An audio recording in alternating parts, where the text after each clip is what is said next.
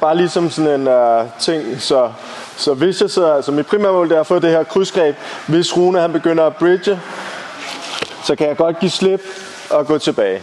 Okay? Jeg kan også, hvis han bridger, give slip og gå tilbage, og så prøver jeg hele tiden at søge det her. Ikke?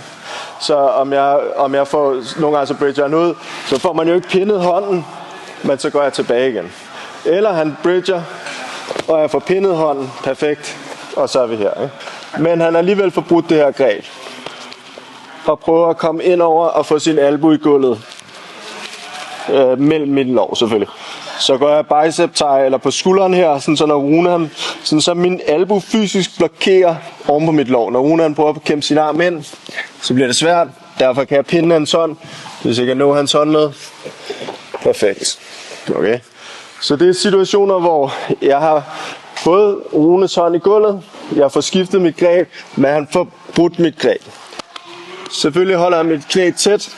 Selv hvis hans arm er inde her, så kan jeg godt komme ind under.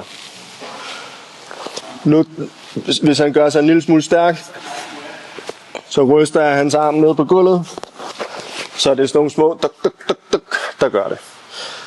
Hvis han bryder mit greb tidligt, her går jeg bicep tie, så når han prøver at få sin albue ind, bliver det svært.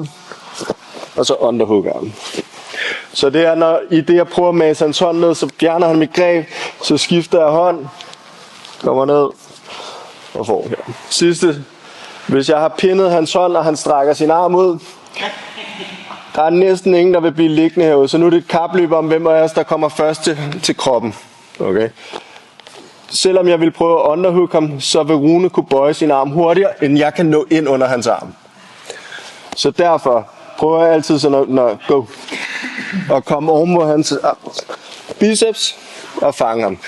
Prøv at undgå at tro, at man kan nå at gøre det her, inden han gør det der. Så man kan time det, så når Rune han mærker, at jeg giver slip, så skal han prøve at få sin arm ind under mig.